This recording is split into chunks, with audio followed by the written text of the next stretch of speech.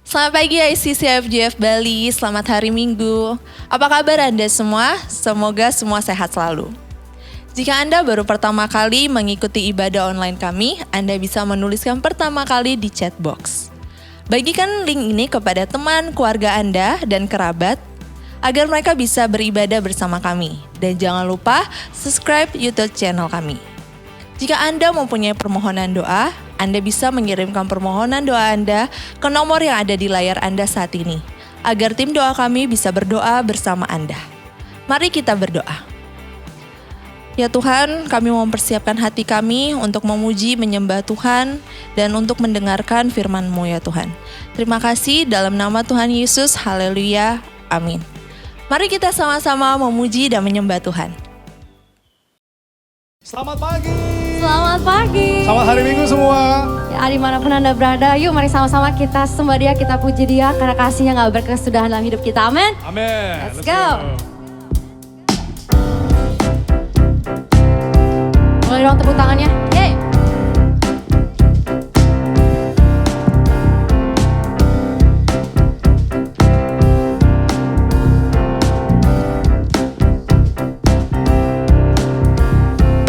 Kasih Allah tak berkesudahan, selalu baru setiap pagi. Rahmat-Nya pun tak pernah berakhir seumur hidupku. Kasih Allah tak berkesudahan, selalu baru setiap pagi. Rahmat-Nya pun tak pernah berakhir seumur hidupku. Dengan sukacita ku kan menari, dengan sorak-sorai memuji, ku naikkan pujian, haleluya, nyanyi bagi Dia Sang Raja.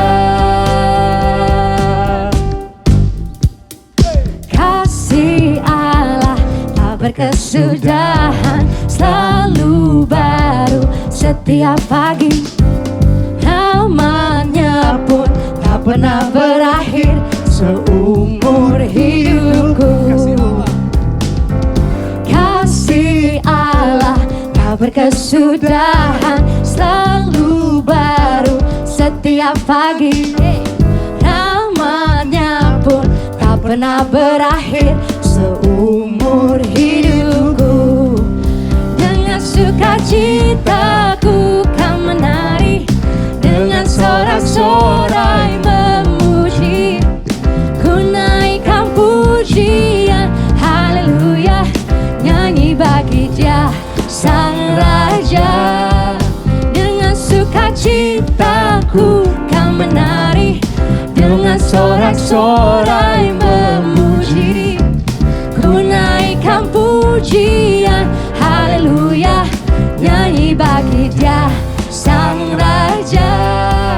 Dengan sukacita ku kan menari, dengan sorak-sorai memuji, ku naikkan pujian, haleluya, nyanyi bagi Dia Sang Raja.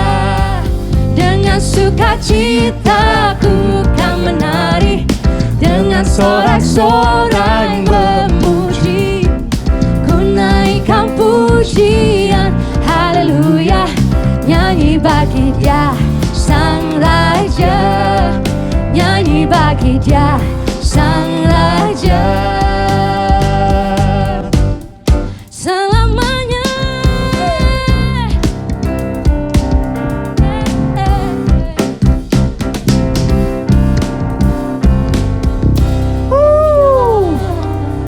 Haleluya, haleluya, haleluya. Kami akan selalu bernyanyi untuk-Mu Tuhan. Karena Engkau Allah yang layak untuk disembah. Engkau Allah yang ada dalam hidup kami. Dari awal sampai akhir Tuhan Yesus. Saat kami masih ada dalam kandungan ibu kami Tuhan, Engkau ada bersama kami Tuhan.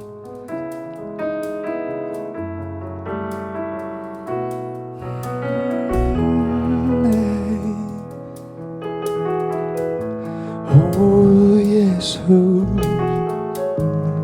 Yesus. Yesus, kau hadir di setiap ceritaku, di setiap kehidupanku. Katakan Yesus.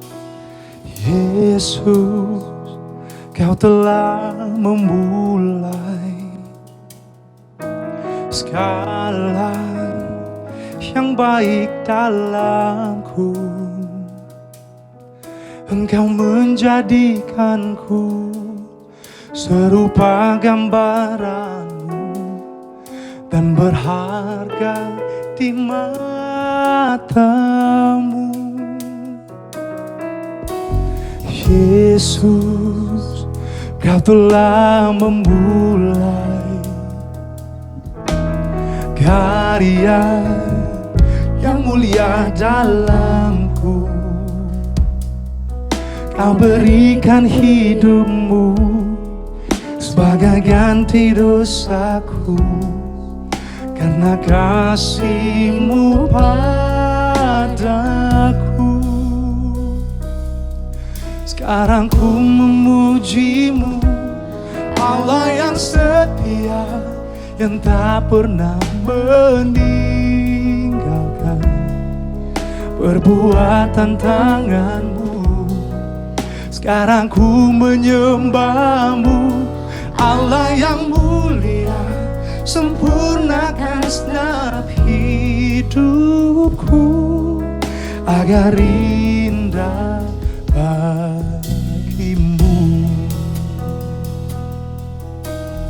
Oh Yesus, Yesus, kau telah memulai karya yang mulia dalamku. Kau berikan hidupmu sebagai ganti dosaku, karena kasih-Mu padaku.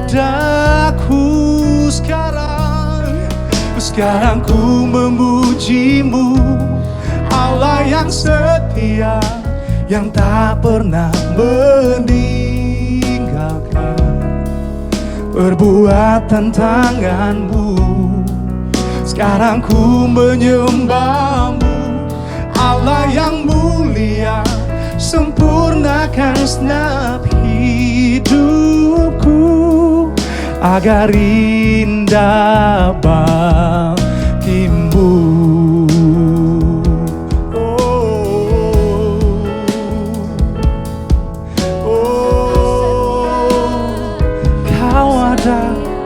Kau hadir di setiap jalanku, Tuhan.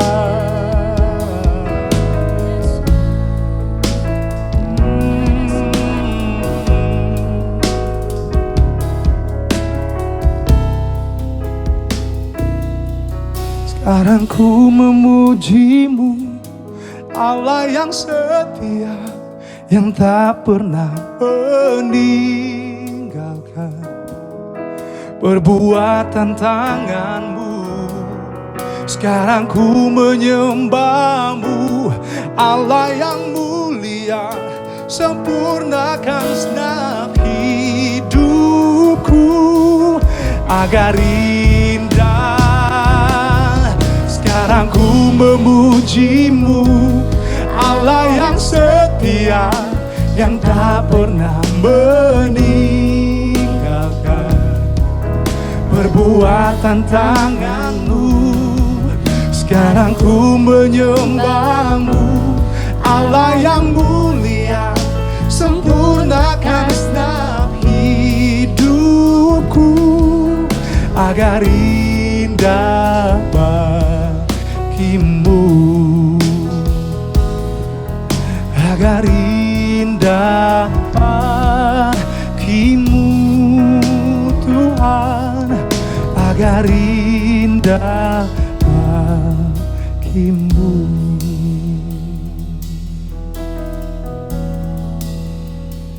Terima kasih Yesus.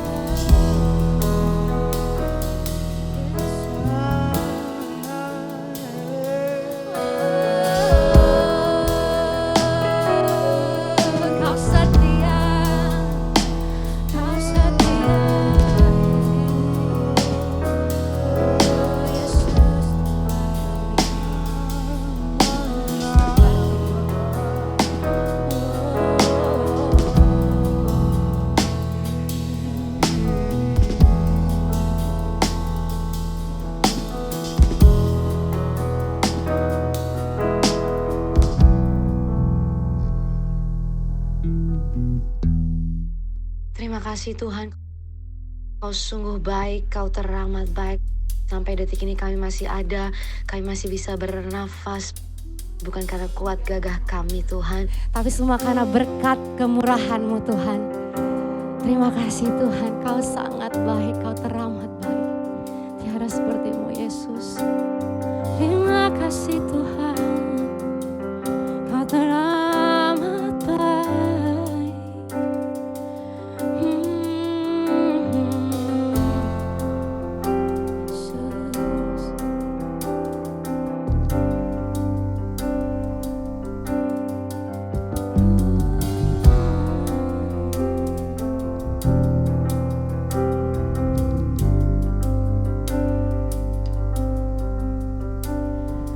Kau hiasi kehidupanku dengan kemurahan-Mu. Kau rancangkan masa depanku penuh dengan harapan. Aku ada saat ini, semuanya karena kasih-Mu. Aku hidup hari ini, semua berkat kemurahan-Mu. Terima kasih Yesus, Engkau sangat baik, teramat baik bagiku. Sungguh baik Tuhan.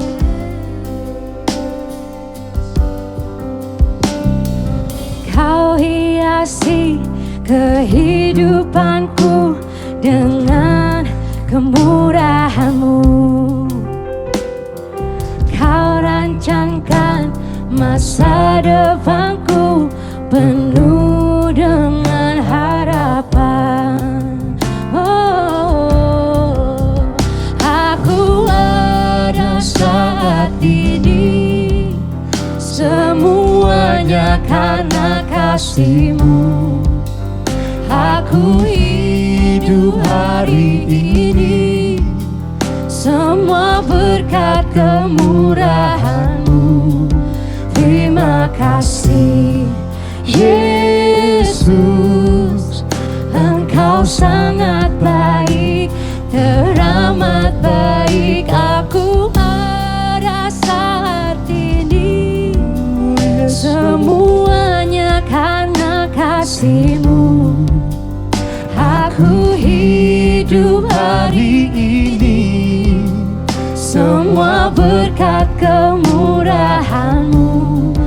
Terima kasih Yesus, Engkau sangat baik, teramat baik bagiku. Oh Yesus, Kau sangat baik, Kau teramat baik. Tiada seperti-Mu Tuhan. Semua karena kemurahan-Mu, semua karena kasih-Mu, semua karena cinta-Mu yang tak berkesudahan. Terima kasih Tuhan, terima kasih, Kau teramat baik. Nyanyikan syukur-Mu, sembah Dia, sembah Dia. Kau baik Tuhan, Kau baik Tuhan, Kau baik Tuhan. Terima kasih.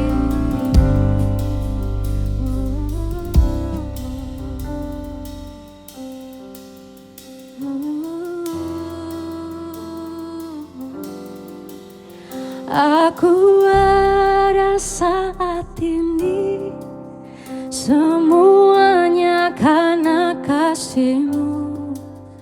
Aku hidup hari ini, semua berkat kemurahan-Mu.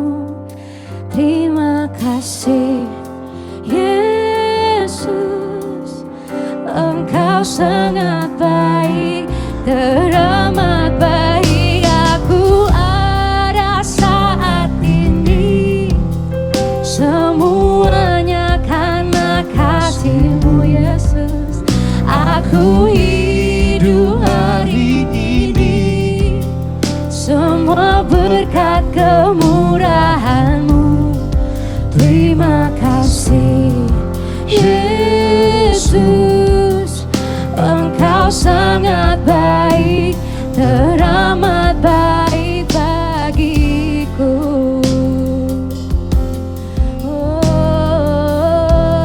Sungguh baik, sungguh baik, Tuhan. teramat Kau baik. teramat baik. Yes, Tiada seperti-Mu yes Tuhan. Lord.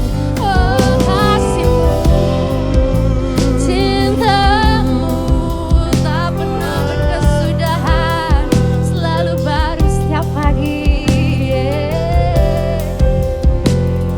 Semua karena kasih-Mu Tuhan. Terima kasih. Bapak, terima kasih buat semua yang Kau lakukan buat kami. Bukan karena kuat gagah kami Tuhan, tapi semua karena kasih, semua karena berkat, semua karena kemurahan-Mu ya Bapak. Terima kasih ya Bapak, ajar kami untuk selalu bersyukur dalam segala hal ya Bapak. Ajar kami selalu berterima kasih. Terima kasih Bapak, Kau sungguh baik. Hanya dalam nama Yesus kami sudah berdoa. Haleluya. Amin.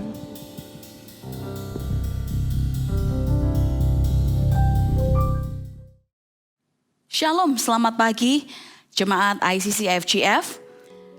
Kita sungguh bersyukur kalau kita bisa punya segala sesuatu hanya karena berkat belas kasih dari Tuhan kita Yesus Kristus. Sudah sepatutnya kita mengucap syukur kepada Allah atas apa yang sudah Dia berikan bagi kita.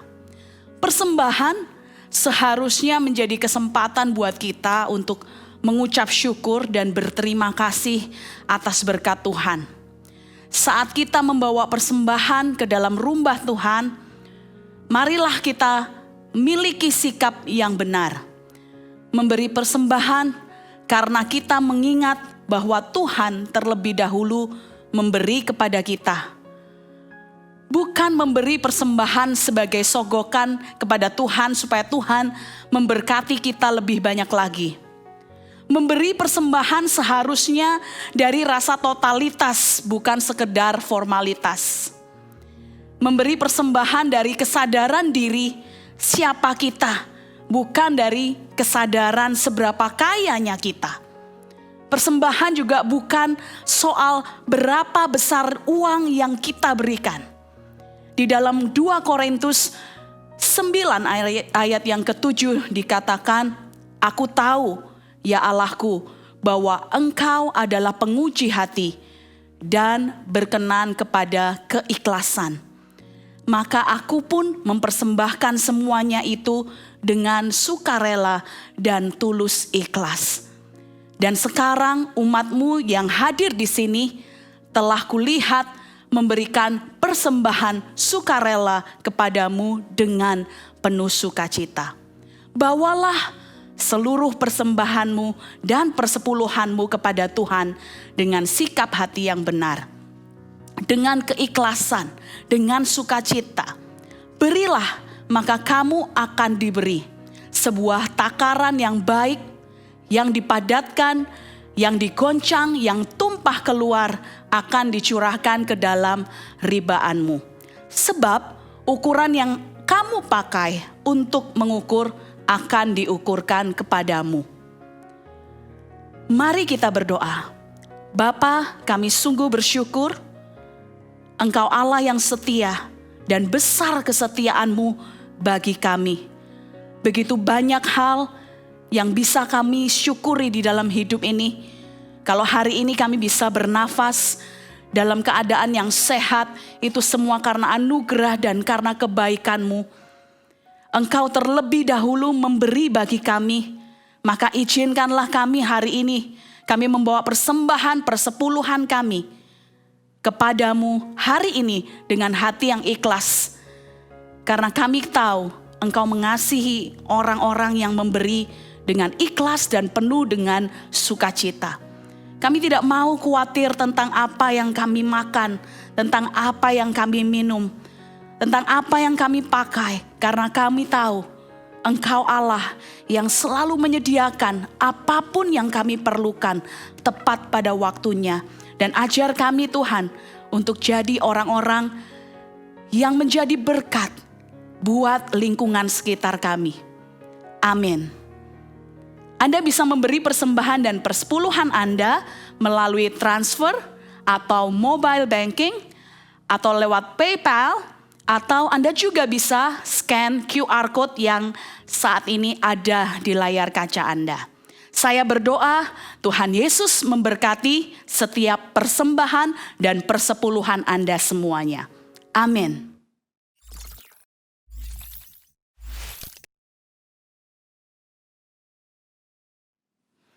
Yesaya pasal 6 ayat yang pertama sampai kelima berkata, dalam tahun matinya Raja Uzia, aku melihat Tuhan duduk di atas tahta yang maha tinggi dan menjulang, dan ujung jubahnya memenuhi bait suci. Para serafim berdiri di atas sebelah atasnya, masing-masing mempunyai 6 sayap. 2 sayap dipakai untuk menutupi muka mereka, 2 sayap dipakai untuk menutupi kaki mereka, dan 2 sayap dipakai untuk melayang-layang. Dan mereka berseru seorang kepada seorang, katanya, Kudus, kudus, kuduslah Tuhan semesta alam. Seluruh bumi penuh kemuliaannya. Maka bergoyanglah alas ambang pintu disebabkan suara orang yang berseru itu. Dan rumah itu pun penuhlah dengan asap. Lalu kataku, celakalah aku binasa sebab aku ini seorang yang najis bibir. Dan aku tinggal di tengah-tengah bangsa yang najis bibir. Namun mataku telah melihat Sang Raja, yakni Tuhan semesta alam. Di bagian Alkitab yang lain, yaitu di dalam kitab Wahyu, Yohanes juga mendapatkan pewahyuan yang sama tentang Tuhan dalam seluruh kekudusannya. Dikatakan di dalam Wahyu pasal yang pertama ayat 17 dan 18, ketika aku melihat dia, tersungkurlah aku di depan kakinya, sama seperti orang yang mati. Tetapi ia meletakkan tangan kanannya di atasku, lalu berkata, jangan takut.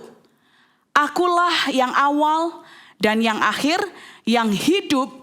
Aku yang telah mati, namun lihatlah, aku hidup sampai selama-lamanya. Dan aku memegang kunci maut dan kerajaan maut. Saat kita sadar siapa kita di hadapan kekudusan Allah, saat Allah menyatakan dirinya kepada kita dalam kekudusannya, itulah inti dari kitab Wahyu. Sebenarnya kita dibawa dalam satu pewahyuan, pengalaman, perjumpaan dengan Tuhan, pertemuan dengan Tuhan, pewahyuan yang baru tentang siapa Tuhan. Sesungguhnya segala sesuatu yang dinyatakan Tuhan, dipakai oleh Tuhan untuk menyatakan diri kita sendiri seperti apa, saudara. Mata kita menjadi terbuka tentang keadaan kita. Kita pun menjadi takut. Reaksi awal dari Yohanes dan juga Yesaya adalah mereka takut. Mereka jadi sadar siapa dirinya. Apa posisinya? Jauh banget pewahyuan tentang Tuhan yang diajarkan, yang dibukakan kepada mereka. Waktu mereka melihat diri mereka sendiri, mereka menjadi takut. Ibrani 4 ayat 13, dan tidak ada sesuatu makhluk pun yang tersembunyi di hadapannya. Sebab segala sesuatu telanjang dan terbuka di depan mata Dia. yang kepadanya kita harus memberikan pertanggungan jawab.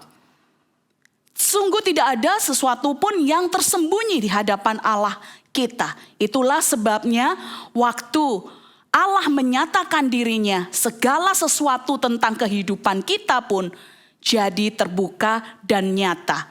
Kejadian 3 ayat 7, maka terbukalah mata mereka berdua dan mereka tahu bahwa mereka telanjang. Lalu mereka menyemat daun pohon ara dan membuat cawat. Ayat 10, ia menjawab mereka, ketika aku mendengar bahwa engkau ada di dalam taman ini, aku menjadi takut karena aku telanjang. Sebab itu aku bersembunyi. Reaksi normal manusia ketika Tuhan menyatakan dirinya dan kita melihat siapa karakter Tuhan kita dan kita mulai bandingkan dengan keadaan kehidupan kita. Kita mulai menciut, mulai mundur, mulai jatuh tersungkur seperti yang dikatakan di kitab Wahyu tadi. Seperti keadaannya seperti orang mati. Aku celaka karena aku ternyata berdosa, hidup di dalam dosa. Tetapi luar biasanya Tuhan kita, waktu kita takut, Tuhan menghampiri kita. Tuhan berkata kepada kita, Tuhan mengangkat tangannya dan meletakkan tangan kanannya di atas kita. Dan berkata, jangan takut, jangan takut. Kita punya alasan untuk tidak takut. Karena apa? Karena Tuhan ada di pihak kita. Tuhan yang ada di awal, Dia yang ada di akhir, Dia yang adalah Alfa dan adalah Omega. Semua bermula dari Dia dan semua berakhir dengan kemenangan di pihaknya dan di pihak kita, saudara. Amin. Dia Allah yang pernah mati, ya, dan kemudian bangkit lagi. Sungguh kunci maut dan kerajaan maut ada di tangannya. Dia yang memegang kunci untuk segala sesuatu dalam kehidupan kita. Kunci kebebasan yang sejati ada di dalam Dia. Kunci alam maut ada di dalam Dia. Kunci kerajaan maut Dia juga yang pegang. Kunci ke hati manusia. Kunci keberkat ada di dalam Tuhan Yesus Kristus. Kunci kerajaan surga semua ada di dalam genggaman tangan Tuhan. Dan pada waktu Tuhan yang berkuasa itu meminta Yohanes menuliskan surat ke 7 gereja. Dan surat itu didengarkan oleh masing-masing dari ke-7 gereja itu. Ada 2 gereja yang dipuji karena kesetiaannya, karena menderita sengsara, mengalami penganiayaan sedemikian rupa tetapi tetap setia. Tetapi ada juga 5 gereja yang menerima koreksi dari Tuhan pada waktu itu. Menurut Anda, saudara, apa yang akan terjadi jika saat ini Tuhan juga menuliskan surat kepada Anda dan saya? Apakah isi surat itu pujian atau isi surat itu koreksi? Bagaimana dengan kehidupan Anda hari ini? Bagaimana reaksi kita waktu kita membaca surat yang diberikan oleh Tuhan itu?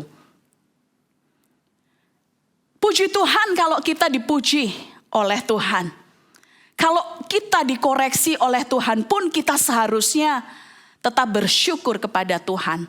Karena itu berarti Tuhan mengasihi kita sehingga Ia menegur kita. Di kebanyakan tradisi yang saya tahu, ada orang-orang yang justru senang kalau misalkan orang tuanya nggak menegur dia.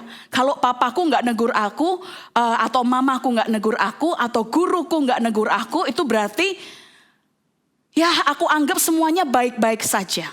Apakah benar demikian, saudara?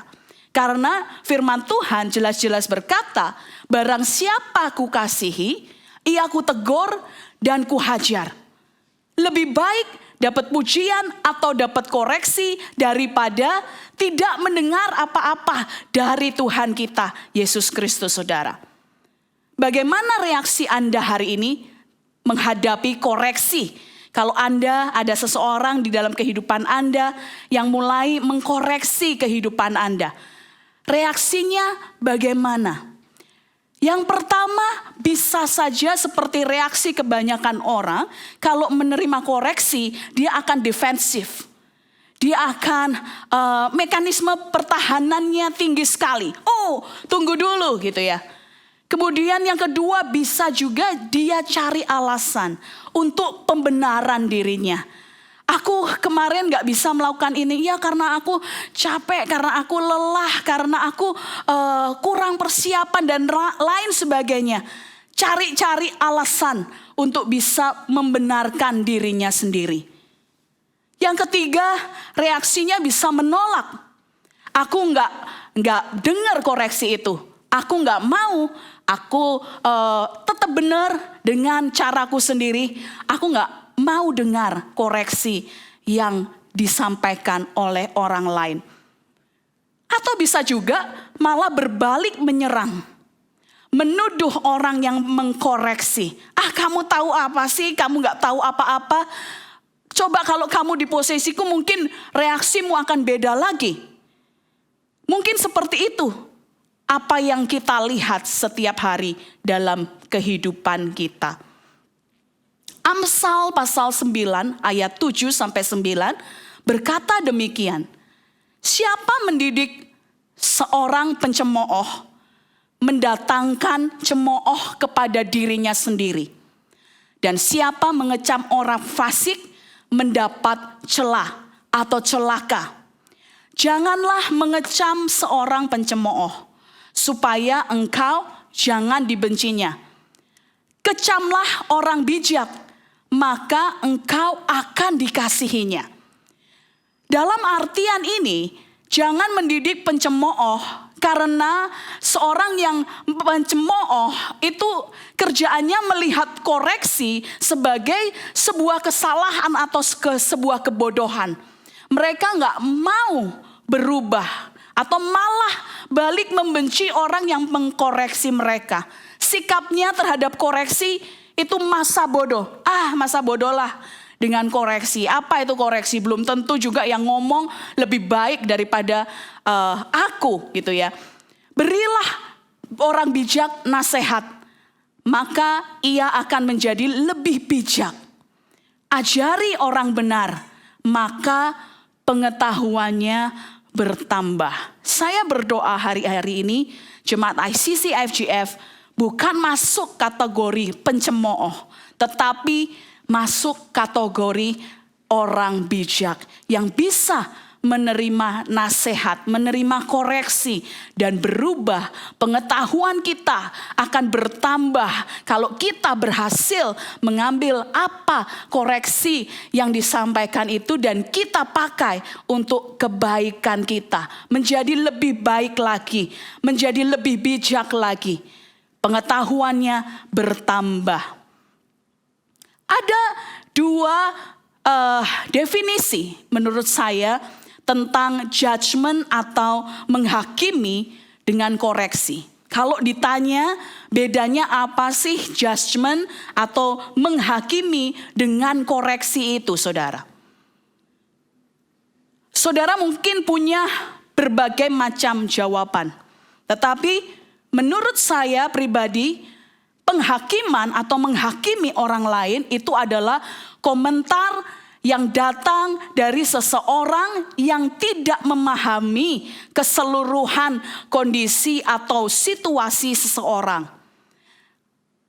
Komentar yang diberikan dengan tidak memberikan solusi atau input agar bagaimana caranya orang lain bisa menang atas situasi yang sedang dihadapi hari ini.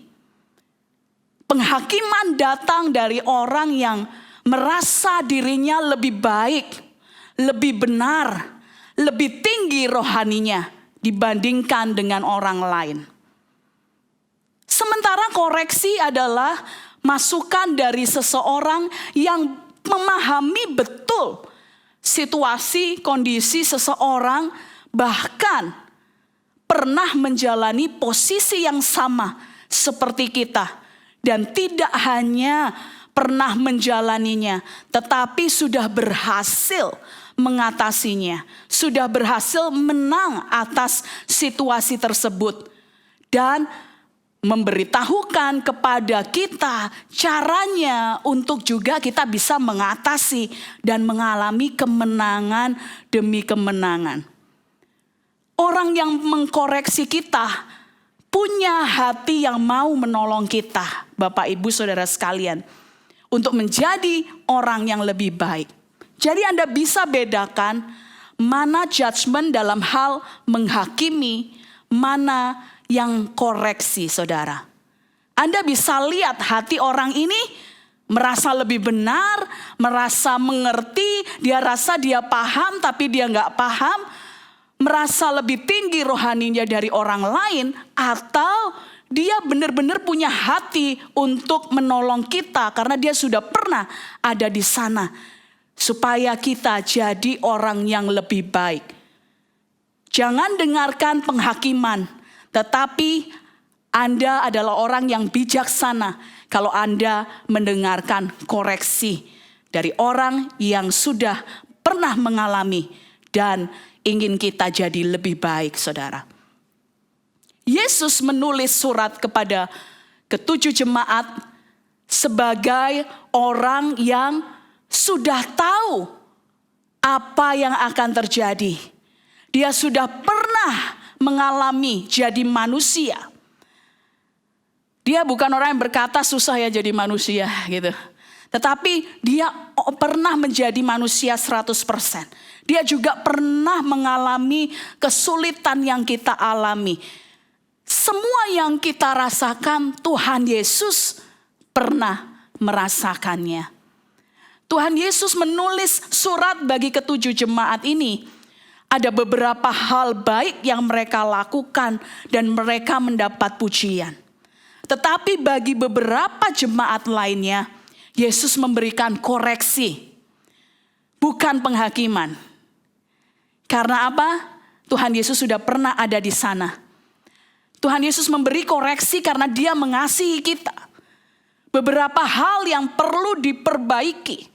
Kita perlu bersyukur kalau Tuhan Yesus adalah Tuhan yang peduli dengan keadaan kita. Bayangkan jika Tuhan Yesus pada waktu itu tidak berkata apa-apa kepada ketujuh gereja ini. Apalagi saat ini. Bayangkan kalau Tuhan Yesus tidak berkata apa-apa kepada kita, gerejanya. Gak menerima pujian, juga gak menerima koreksi. Kita akan gampang bertanya, what about me Lord? Gitu ya. Bagaimana dengan aku? Orang saya tahu beberapa orang punya anggapan kalau di dalam keluarga seperti yang saya bilang tadi. Kalau aku gak ditegur, ya udah berarti semuanya fine-fine aja. Semuanya baik-baik aja.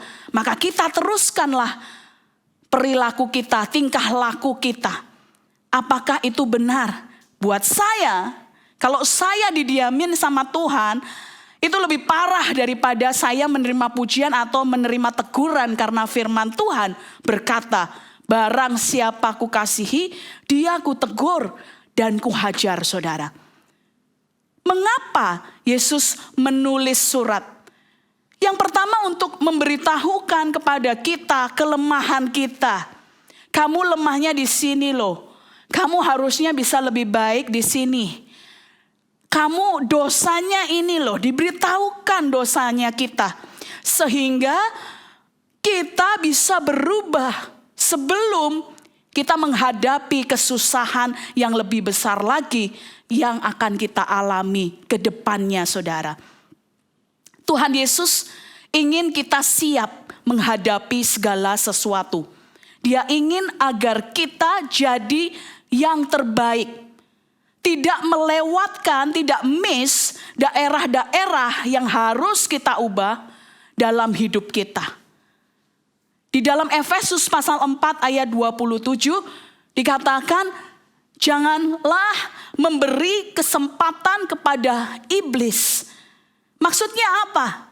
Iblis itu akan pakai segala kesempatan yang dia lihat, yang dia peroleh, melalui kelemahan kita, melalui dosa-dosa kita, untuk menekan kita, mengintimidasi kita. Waktu kesusahan itu datang.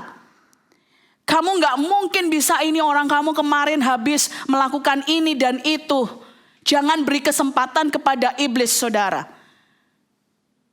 Jangan biarkan iblis mengintimidasi kita. Sehingga kita seringkali merasa tidak layak. Kita ini disebut anak-anak Tuhan. Itu sebuah kebohongan yang besar yang iblis pakai untuk melawan anak-anak Tuhan hari-hari ini. Dia pakai itu untuk mengalahkan kita. Supaya anak Tuhan gak bisa jadi umat yang lebih dari pemenang. Jangan berikan kesempatan kepada iblis. Apa saja hal-hal yang Yesus inginkan untuk diubah dari jemaat-jemaat ini, saudara? Dari kehidupan Anda dan saya. Diingatkan kembali oleh Tuhan untuk supaya kita nggak meninggalkan kasih kita yang mula-mula. Jemaat di Efesus ini memulai ke-6 jemaat yang lain, saudara. Dari gereja-gereja yang lain ini dimulainya dari Efesus. Nah, kenapa Tuhan menasehatkan mereka supaya tidak meninggalkan kasih mereka yang mula-mula? Pada saat Efesus mulai membuka, merintis gereja-gereja yang lain, mereka dalam seiring berjalannya waktu, mereka sudah lupa passion mereka. Mereka sudah lupa cinta mereka terhadap jiwa-jiwa. Mereka lupa sehingga Tuhan menegur mereka. Jangan tinggalkan kasihmu yang mula-mula. Mulai lakukan lagi apa yang penting. Passion, people helping people. People is our mission. Itu jangan dilupakan, saudara. Kalau kita mulai lupa, kita mesti bangun dan bangkitkan kembali semangat kita. Yang kedua, apa aja yang perlu dirubah dari jemaat-jemaat ini? Mulai berbalik dari pengajaran-pengajaran yang mentolerir gaya hidup yang kurang berkenan kepada Allah atau tidak berdasarkan kekudusan. Gaya hidup yang dikecam oleh Tuhan Yesus adalah gaya hidup yang tidak kudus. Tapi kemudian kita jangan terjebak untuk membenci orangnya, saudara. Seringkali kita mudah sekali terjebak untuk membenci pelakunya, membenci orang yang melakukannya, padahal yang perlu kita perangi adalah rohnya. Ajaran-ajaran yang kurang berkenan kepada Allah, saudara. Tentang prosperity teaching, tentang hyper grace. Saudara, saya nggak ngerti apa yang mereka ajarkan, tetapi kasih karunia Tuhan itu adalah cukup bagimu. Amin, saudara. Berbaliklah dari pengajaran-pengajaran. Cari pengajaran-pengajaran yang benar. Yang ketiga, berbaliklah dari roh Isabel yang mengajarkan dosa seksual dan makan makanan yang dipersembahkan untuk berhala-berhala. Sudah diberikan waktu oleh Tuhan untuk bertobat, tetapi tidak mau bertobat. Karena apa? Mengeraskan hatinya. Saya berdoa hari-hari ini kalau Tuhan menegur Anda, jangan tinggalkan kasih mula-mula, berbaliklah, saudara. Berbaliklah, cari pengajaran-pengajaran yang benar di mata Tuhan.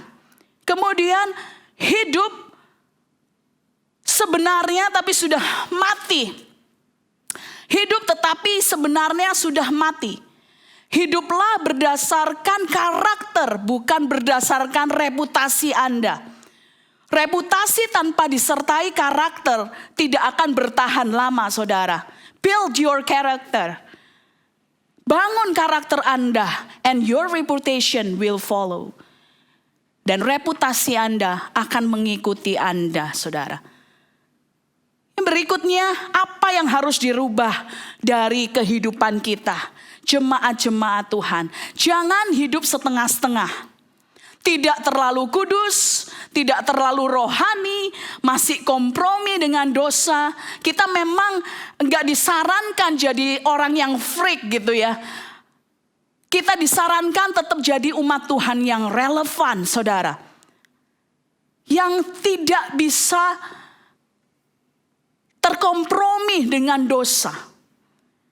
Relevan bukan berarti menjadi sama dengan dunia ini. Relevan berarti ada di dunia ini tanpa kompromi dengan dosa, tetapi tetap memberikan warna bagi dunia ini. Jangan menjadi serupa dengan pembaharuan dengan dunia ini, tetapi berubahlah oleh pembaharuan budimu. Relevan bukan berarti setuju untuk hidup di dalam dosa dan hidup setengah-setengah. Bagi Anda yang pacaran, set standar Anda dalam kekudusan Anda. Kalau disarankan, ayo dibujuk-bujuk untuk melakukan hubungan seks sebelum menikah, set your standard and say no. Kalau Anda takut kehilangan orang-orang yang seperti ini, yang berusaha membuat Anda hidup berkompromi dengan dosa, Anda akan mengorbankan pernikahan Anda.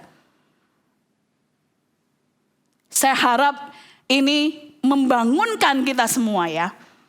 Bagaimana caranya setiap gereja ini setelah dikoreksi sama Tuhan, diajarin caranya untuk menang. Di akhir setiap surat Tuhan Yesus menuliskan, barang siapa menang, barang siapa menang. Well, caranya menang gimana? Caranya menang Tuhan tunjukin caranya kalau kita mau menang. Barang siapa bertelinga, hendaklah ia mendengarkan. Ini caranya untuk menang. Kalau mau menang pertama kali, Anda harus kuasai telinga Anda. Ada pilihan di tangan kita. Kita mau mendengarkan apa yang Yesus katakan atau yang iblis katakan. Apakah Anda mau mendengarkan nasihat, menerima nasihat, atau telinga Anda sudah terlalu sombong untuk mendengar masukan dan koreksi dari Tuhan kita? Segala sesuatu yang dituangkan Tuhan Yesus di dalam suratnya adalah sesuatu yang penting, yang gak bisa dibungkus dengan kata-kata yang manis. Itulah sebabnya dia gak tulis surat ke-7 gereja ini pakai perumpamaan supaya lebih ngerti, supaya lebih jelas dan lain sebagainya. Karena pada saat ini waktunya sudah dekat buat kita. Sudah gak ada waktunya buat kita untuk main-main lagi. Sudah bukan waktunya untuk kita jadi orang Kristen yang kanak-kanak, tetapi sudah waktunya kita menjadi orang Kristen yang dewasa. Tidak ada perumpamaan yang bisa dipakai untuk menjelaskan keadaan gereja-gereja di ke-7 gereja ini. Demikian juga dengan keadaan saudara dan saya. Butuh ketaatan total dari setiap kita yang mendengarkan firman Tuhan. Saudara, saran saya waktu kita menerima koreksi, pikirkan dari mana koreksi itu kita terima. Siapa yang mengkoreksi? Itu sama pentingnya dengan koreksi itu sendiri. Kalau koreksi itu datang dari orang yang punya hati untuk melihat kita lebih baik, saudara, dengarkan mereka. Bangun dari keadaanmu, sadarlah seberapa jauh engkau sudah jatuh. Bangun dari tidurmu, wake up. Dikatakan dalam firman Tuhan, bangunlah, kuatkanlah apa yang sudah mati, yang sudah sekarat di dalam kehidupanmu, bangkitkan lagi. bangun dari tidurmu, berbaliklah dari jalanmu yang keliru dan bertobatlah. Jangan jadi orang Kristen, jangan sekedar berubah, tetapi be transformed. Gak hanya berubah, tetapi mengalami perubahan bentuk, saudara. Sesuatu yang bertransformasi tidak bisa kembali lagi ke bentuk yang sebelumnya. Demikianlah kita, firman Tuhan ajarkan, harus berubah dengan pembaharuan budi kita. Bangunlah lagi, kerjakan lagi, bangkitkan lagi hal-hal yang penting yang sudah lama mungkin tidak engkau lakukan. Lakukan apa yang penting. Bertahan, dan gak cuma bertahan melewati kesulitan, penderitaan, kesengsaraan. Tetapi muncullah sebagai pemenang. Sehingga pada waktunya nanti kita bertemu kembali dengan Bapa kita di surga. Dia akan berkata, well done my faithful servant. Hambaku yang setia. Ini yang kita ingin dengar dari Tuhan, saudara. Setiap apapun yang kita alami di dunia ini sebenarnya mempersiapkan kita supaya kita nanti bisa menghadap Tuhan dan dikatakan hamba yang setia. Saya harap saudara semua hari ini dibangkitkan, dibangunkan lagi oleh firman Tuhan. Mari sama-sama kita berdoa. Tuhan, tolong kami agar kami jadi jemaat-Mu yang peka akan suara-Mu, mengerti isi hati-Mu, dan kami tidak mengeraskan hati kami. Kami mau buka hati kami untuk koreksi-koreksi yang Engkau berikan dalam kehidupan kami. Roh Kudus, tolong kami untuk kami mengerti hal-hal apa yang Engkau mau untuk kami rubah dalam kehidupan kami. Kami siap dibentuk menjadi apa yang Engkau mau. Menjadi jemaat yang menyenangkan hati-Mu. Terlebih lagi, Engkau mendapati kami tetap setia sampai akhir. Sehingga kami mendapat bagian di dalam perjamuan makan dengan anak domba itu, Tuhan Yesus. Terima kasih Bapa. Terima kasih Tuhan, meteraikan firman-Mu. Kami tahu umat-Mu tidak akan pernah berjalan sendiri. Tetapi mereka selalu punya Engkau yang mereka andalkan setiap hari. Sehingga kehidupan kami tidak menyimpang ke kanan ke kiri. Sehingga kami terus berjalan di dalam rencana-Mu saja Tuhan Yesus. Terima kasih Bapa. Terima kasih Tuhan. Terima kasih Bapa. Pulanglah dengan membawa berkat dari Allah Bapa. Dengan cinta kasih Tuhan Yesus Kristus, persekutuan, penghiburan dari Roh Kudus menyertai kita semuanya. Mulai hari ini sampai Maranatha, Tuhan Yesus datang kedua kali. Bahkan sampai selama-lamanya. Semua umat yang percaya dan terima berkat dari Tuhan, katakan amin. Amin. Selamat hari Minggu, Tuhan Yesus memberkati.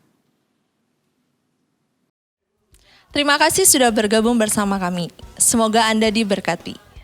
Setelah ibadah ini akan ada live Instagram bersama Pastor Jessica di Instagram @ifgfbali. Hari ini akan diadakan Business Group Mastermind pukul 12.30 dengan topik seputar bisnis makanan dan minuman. Jika Anda belum mendaftar, Anda bisa menghubungi nomor yang ada di layar Anda saat ini. Mari bergabung dalam perjamuan kudus malam ini pukul 7. Jika Anda ingin bergabung, Anda bisa menghubungi nomor yang ada di layar Anda saat ini. Terima kasih, sampai jumpa minggu depan.